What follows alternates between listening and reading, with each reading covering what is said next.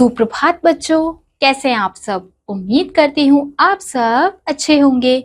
तो बच्चों, आज की कक्षा में हम पढ़ने वाले हैं अध्याय नंबर 8, जिसका शीर्षक है मेरी माँ।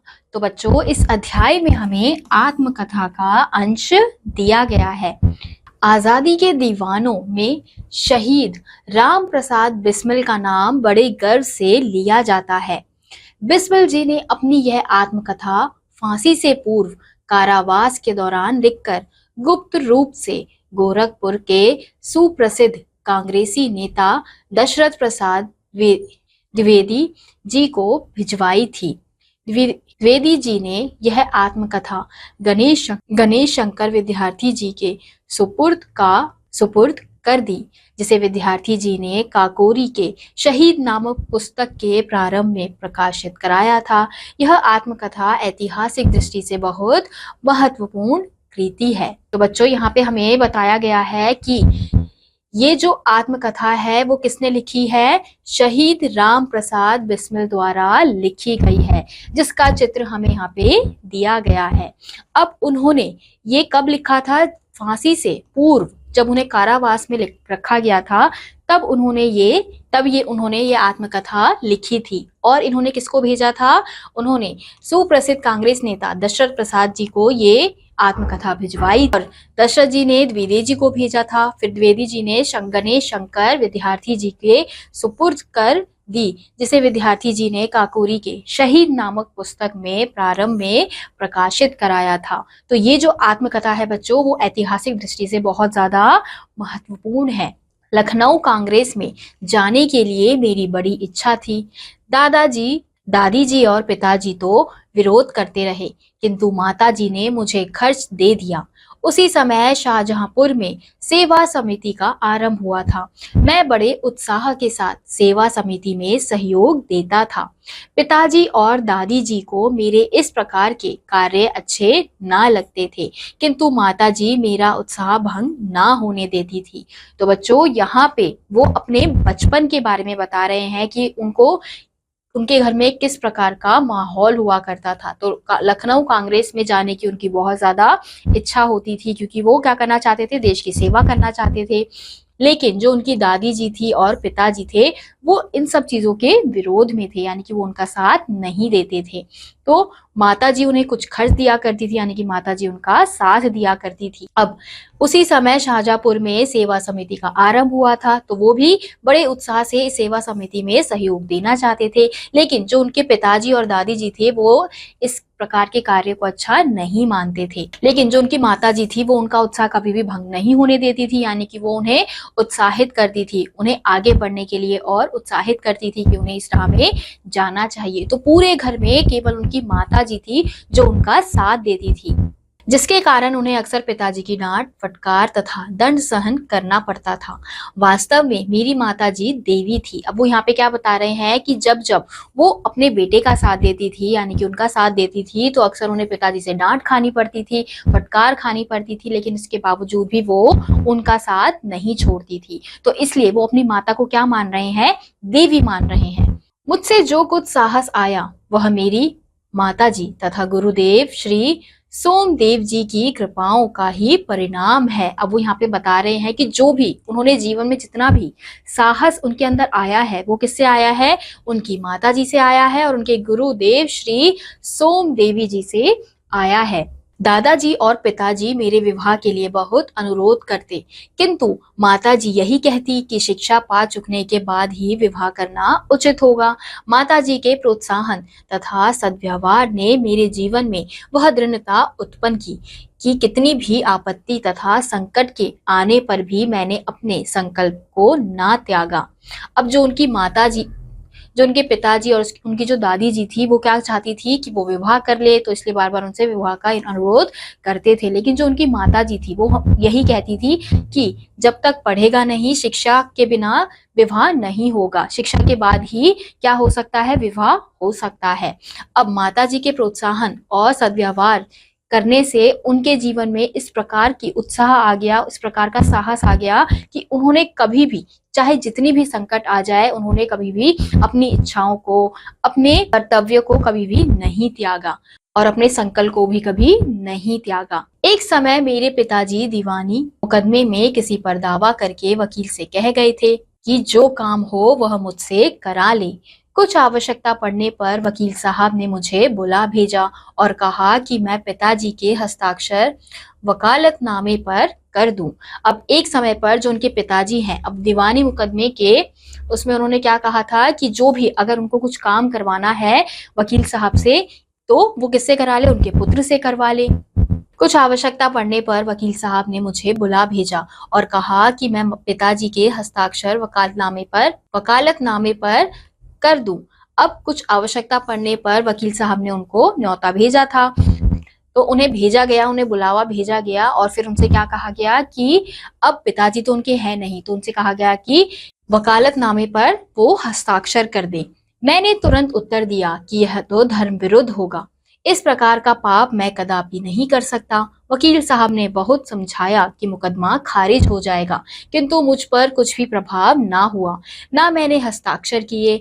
अपने जीवन में हमेशा सत्य का आचरण करता था, चाहे कुछ हो जाए सत्य बात कह देता था। अब उनके जो वकील साहब हैं उन्होंने बहुत ज्यादा उनसे अनुरोध किया कि अगर उन्होंने हस्ताक्षर नहीं किए तो मुकदमा खारिज हो जाएगा, लेकिन उसके बावजूद भी उन्होंने वकील साहब की बात नहीं मानी, क्योंकि वो हमेशा क्या कहते थे, हमेशा सत्य कहते थे और इस प्रकार का झूठ बोलना, चोरी करना, कायरता उनको बिल्कुल भी पसंद नहीं था। तो इस वजह से उन्होंने उस पर हस्ताक्षर नहीं किए। 11 वर्ष की उम्र में माताजी विवाह कर शाहजहांपुर आई थी। उस समय वह नितांत अशिक्षित एक ग्रामीण कन्या के समान थी। शाहजहांपुर आने के थोड़े दिनों बाद दादाजी ने अपनी छोटी बहन को बुला लिया। 11 वर्ष की उम्र में जो उनकी माताजी थी वो विवाह करके शाहजहांपुर आई थी, तो उस समय वो बहुत ज्यादा छोटी थी और अशिक्षित ग्रामीण महिला थी। अब शाहजहांपुर आने के थोड़े दिनों बाद दादी जी ने अपनी छोटी बहन को बुला लिया। उन्होंने माताजी को गृह कार्य की शिक्षा दी। थोड़े दिनों में माताजी ने घर के सब कामकाज को समझ लिया और भोजनादि का ठीक ठाक प्रबंध करने लगी। अब जो दादी जी की छोटी बहन आई थी तो उन्होंने ही उनकी माताजी को घर के सारे काम सिखा दिए थे और थोड़े ही दिनों में माताजी ने घर को संभालना अच्छे से सीख लिया था। मेरे जन्म होने के 5-7 वर्ष बाद उन्होंने हिंदी पढ़ना आरंभ किया। पढ़ने का शौक उन्हें खुद ही पैदा हुआ था।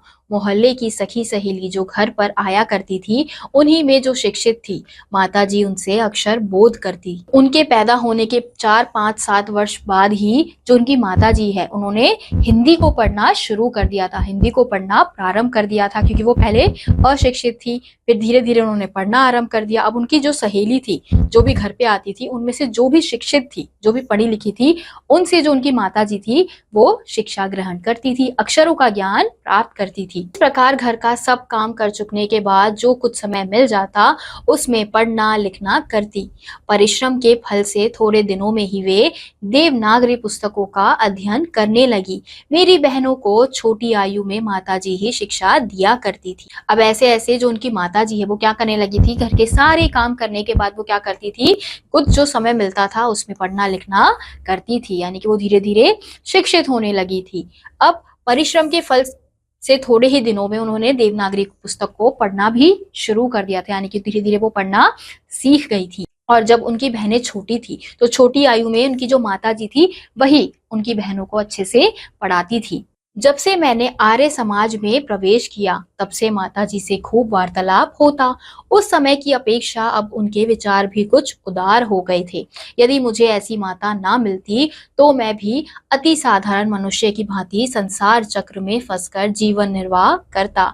अब वो यहाँ पर क्या कह रहे हैं, वो बता रहे हैं कि जब उन्होंने आर्य समाज में प्रवेश किया तब जाकर उनकी माताजी से बहुत ज्यादा वार्तालाप होने लगी उन सब बातों में, और उस समय की अपेक्षा उनके जो माताजी हैं उनके विचार और ज्यादा क्या होने लगे, उदार होने लगे और ज्यादा खुलने लगे। अब वो क्या कह रहे हैं कि अगर उन्हें ऐसी माताजी नहीं मिलती तो शायद वो भी साधारण मनुष्य की भांति अपना जीवन व्यतीत कर रहे होते। शिक्षादि के अतिरिक्त क्रांतिकारी जीवन में भी उन्होंने मेरी वैसी ही सहायता की है जैसी मेजिनी की उनकी माता ने की थी। तो यहाँ पे वो बता रहे हैं कि शिक्षा के अतिरिक्त उन्होंने जो उनका क्रांतिकारी जीवन था उसमें भी उनकी माताजी ने उनका बहुत साथ दिया है। माताजी का सबसे बड़ा आदेश मेरे लिए यही था कि किसी की प्राण हानि ना हो। उनका कहना था कि अपने शत्रु को भी कभी प्राण दंड ना देना। उनके इस आदेश की पूर्ति करने के लिए मुझे मजबूरन दो एक बार अपनी प्रतिज्ञा भंग करनी पड़ी थी। तो यहाँ पे वो कह रहे हैं कि जो उनकी माता जी थी, उनका एक ही आदेश होता था कि किसी की प्राण हानि यानी कि किसी की जान नहीं जानी चाहिए तुम्हारी वजह से। बेशक से कोई तुम्हारा शत्रु भी है, कोई दुश्मन भी है, लेकिन उसको तुम्हें मारना नहीं है, मतलब प्राण हानि नहीं करनी है, जान से किसी को भी नहीं मारना है। इस आदेश की वजह से मजबूरन उन्हें कई बार अपनी प्रतिज्ञा को भंग करना पड़ता था, यानी कि अपने शत्रुओं को ऐसे ही छोड़ना पड़ता था। जन्मदात्री जननी, इस जीवन में तो तुम्हारा ऋण उतारने का प्रयत्न करने का भी अवसर ना मिला। इस जन्म में तो क्या, यदि अनेक जन्मों में भी सारे जीवन प्रयत्न करूं तो भी तुमसे वो ऋण नहीं हो सकता। जिस प्रेम तथा दृढ़ता के साथ तुमने इस तुच्छ जीवन का सुधार किया है वह अवर्णनीय है। मुझे जीवन की प्रत्येक घटना का स्मरण है कि तुमने किस प्रकार अपनी देववाणी का उपदेश करके मेरा सुधार किया है। तुम्हारी दया से ही मैं देश सेवा में संलग्न हो सका, जबकि धार्मिक जीवन में भी तुम्हारे ही प्रोत्साहन ने सहायता दी। तो यहाँ पे वो बता रहे हैं कि उनकी जो माता है, जन्मदात्री जननी है, उन्होंने जीवन में जितना उनके लिए किया है वो कभी भी उनका ऋण नहीं चुका सकते हैं। वो हमेशा उनके कर्जदार ही रहेंगे, चाहे वो जितने भी जन्म ले ले, जितनी बार भी जन्म ले ले, वो कभी भी अपनी माता का ऋण नहीं चुका पाएंगे। और वो क्या कह रहे हैं कि उनका जो तुच्छ जीवन था उसमें उनकी माता ने ही क्या किया है, सुधार किया है।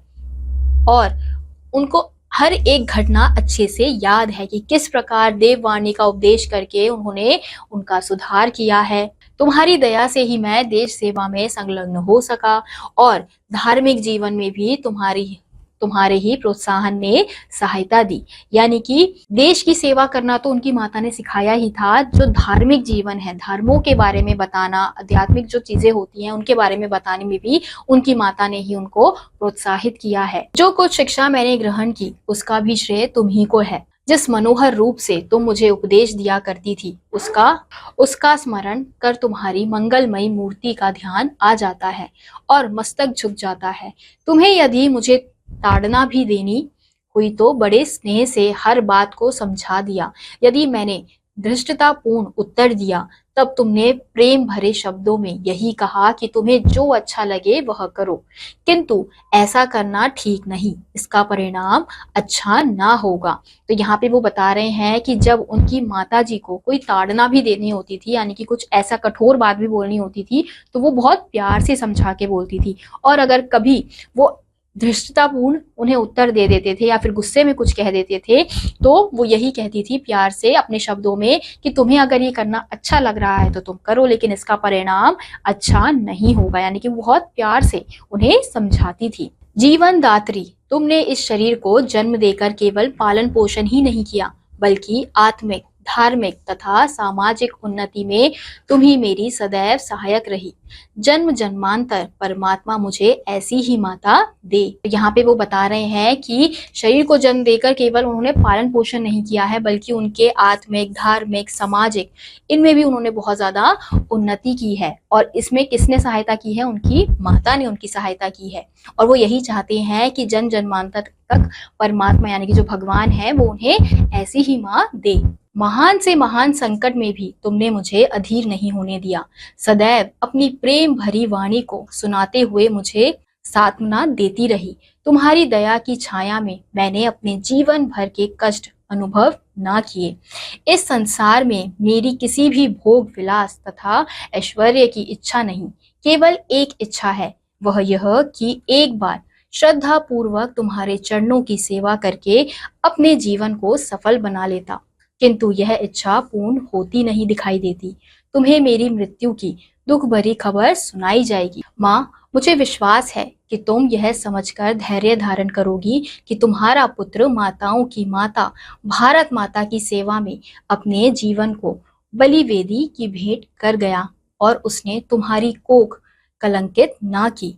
अपनी प्रतिज्ञा पर दृढ़ रहा। जब स्वाधीन भारत का इतिहास लिखा जाएगा तो उसके किसी पृष्ठ पर उज्जवल अक्षरों में तुम्हारा भी नाम लिखा जाएगा। गुरु गोविंद सिंह जी की धर्मपत्नी ने जब अपने पुत्रों की मृत्यु की खबर सुनी तो बहुत प्रसन्न हुई और गुरु के नाम पर धर्म रक्षार्थ अपने पुत्रों के बलिदान पर मिठाई बांटी थी।